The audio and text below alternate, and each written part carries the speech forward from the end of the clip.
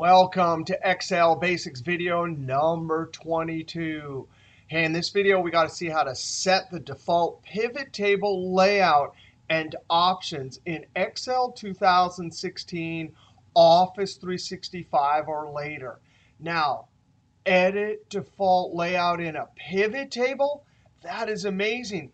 We've created 20 pivot tables in the class so far, and every time we had to change the report layout to tabular form manually. So this is going to be an amazing time saver.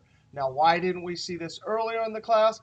Because we don't have this option in our computer labs. And right now, it's only if you bought the Office 365 version of Excel 2016. Now, the great news is that this feature will be available in all future versions. So just in case you have Office 365, or just in case you're going to be using Excel for years to come, let's see how to use this amazing feature.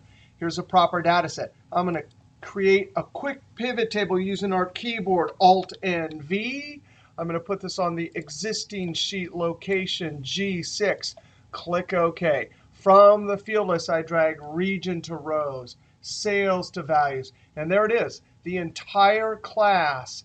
We have to change row labels and then later column labels by going to Design, over to Layout, Report Layout, Show in Tabular. Now, when I click that, now I get the field names. Now, when we go and look at this option in just a moment, all of these settings are available. We can set whether or not we want blank rows. We could actually insert a blank line after each item. We can do any of these, including repeat all item labels. Now, 2 videos ago, we saw a country product category pivot table where it listed country only one time.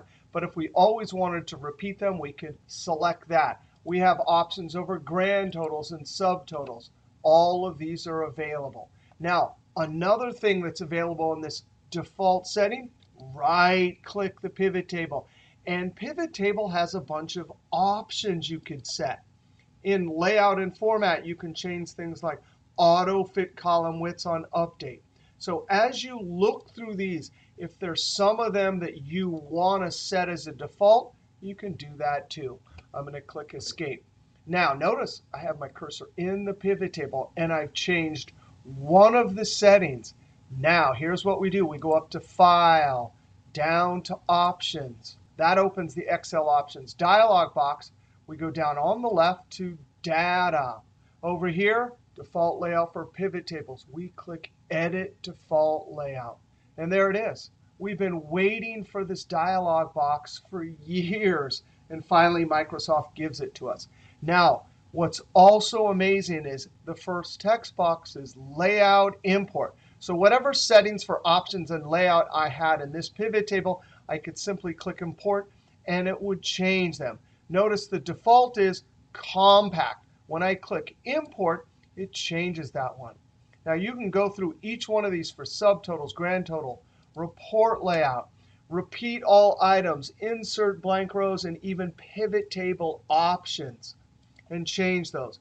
But once you click OK, those are now the defaults. Click OK. I come back to the data set. Alt and V, I'm going to put it on this existing sheet. I'm going to select G13, click OK. Now, when I drag region down to rows, sales down to values, that is absolutely beautiful. Now, that was just a quick Excel basics. So we know that you either have this feature with Office 365, or we know we'll be getting it soon. All right, we'll see you next Excel basics video.